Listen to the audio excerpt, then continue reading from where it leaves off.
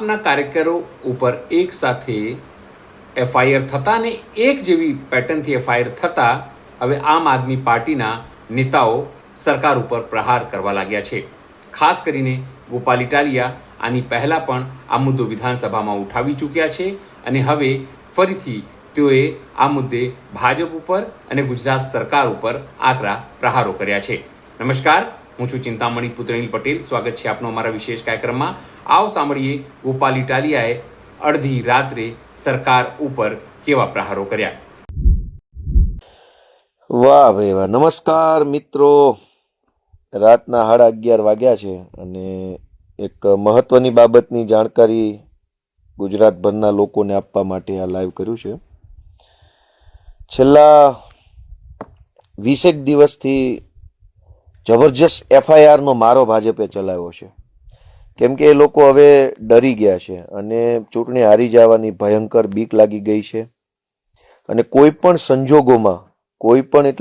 સંજોગોમાં આમ આદમી પાર્ટીને રોકવા માટે થઈ અને પોલીસનો ભયંકર દુરુપયોગ થઈ રહ્યો છે. વિસાવદરમાં એફઆઈઆર થઈ, સુરેન્દ્રનગરમાં એફઆઈઆર થઈ, અમદાવાદમાં થઈ, સુરતમાં 2 એફઆઈઆર થઈ, તાપી, વલસાડ, ડાંગ, ધરમપુર, પાલનપુર, ડીસા, પાટણ, મહેસાણા બધે જ એફઆઈઆર વાળી ચાલુ થઈ. જાણે કે ભાજપની સરકારે અમારી સામે યુદ્ધ જાહેર કર્યું હોય, ઈરાન અને અમેરિકા જેવું, એવી રીતનો માહોલ કર્યો છે. રોજ ઉઠીને આમ આદમી પાર્ટીના કાર્યકર્તાઓ ઉપર 2-5 એફઆઈઆરો થાય છે.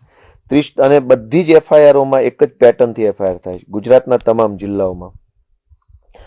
30 તારીખે આમ આદમી પાર્ટીના કાર્યકર્તા પવનકુમાર અને જગદીશ શર્મા અમારી સાથે આ ગુજરાતની અંદર આમ આદમી પાર્ટીની નેશનલ ટીમના પણ ઘણા બધા કાર્યકર્તાઓ જે છે એ પાર્ટીની વિવિધ જવાબદારી ઉપર કામ કરી રહ્યા છે.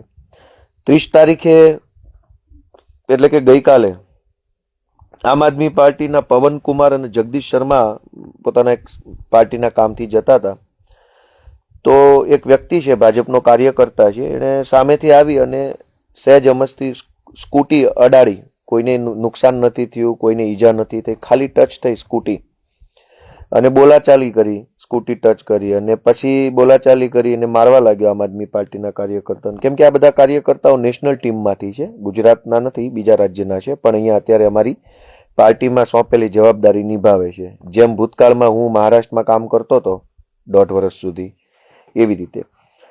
હવે પછી સ્કૂટી અડી અને પછી પથ્થરો માર્યા, ધોકા માર્યા અને પછી મારનારા વ્યક્તિઓએ પોલીસ સ્ટેશન જઈ અને 307 પ્રમાણેની એફઆઈઆર લખાઈ નાખી ઉદ્યોગનગર નવાગઢ પોલીસ સ્ટેશન જેતપુરમાં 30 તારીખે. હવે જેતપુર પોલીસે મારનારા ગુંડા ભાજપના છે એની ફરિયાદ લખી અને જે લોકોને માર વાગ્યો છે એમને આરોપી બનાવી દીધા. 31 તારીખે બીજો એવો બનાવ બન્યો દ્વારકા જિલ્લાના ખંભાળિયામાં પણ અમારા કાર્યકર્તા છે દીપકસિંહ બપોરે 3 વાગ્યે 2 વ્હીલ લઈને જતા હતા, ત્યારે અચાનક ભાજપના એક લફંગાએ ઓવરટેક કરી ગાડી અને નોર્મલ ગાડી ટચ થયા પછી તરત જ અમારા કાર્યકર્તા દીપકસિંહને માર્યો, ધોકા માર્યા અને ખૂબ એને ઈજા પહોંચાડી અને દીપકસિંહની વિરુદ્ધમાં પણ દ્વારકા જિલ્લાના ખંભાળિયા પોલીસ સ્ટેશનમાં એફઆઈઆર કરી અને એને જેલમાં પૂરી દીધો.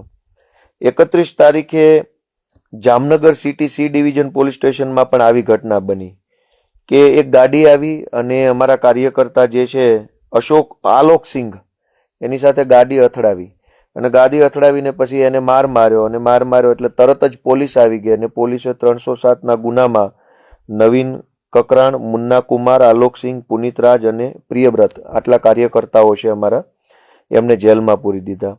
આવી રીતે સુરતની અંદર પણ ગાડી અથડાવી અને સામાન્ય મામૂલી ગુનામાં જેલમાં પૂરી દીધા. આવી રીતે અમદાવાદમાં પણ.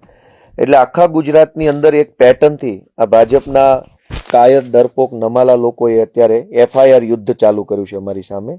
જોકે એનો મજબૂત જવાબ અમે આપીશું. આ તો અડધી રાત્રે લોકોને માહિતી આપીએ કે આખા ગુજરાતના અલગ અલગ જિલ્લાઓના અલગ અલગ પોલીસ સ્ટેશનોની અંદર આમ આદમી પાર્ટી માટે કામ કરતા જે અમારા પ્રભારીઓ છે, લોકસભાના ઇન્ચાર્જ જે છે, એ બધા જ લોકો ગાડી અથડાવવાની, પછી મારવાનો અને તરત જ પોલીસ આવી જાય, ક્રાઇમ બ્રાન્ચ, ફગળ વગેરે વગેરે, અને તરત જ 307 પ્રમાણે ગુનો દાખલ કરી જેને માર વાગ્યો હોય એને જ એરેસ્ટ કરી લેવામાં આવે છે.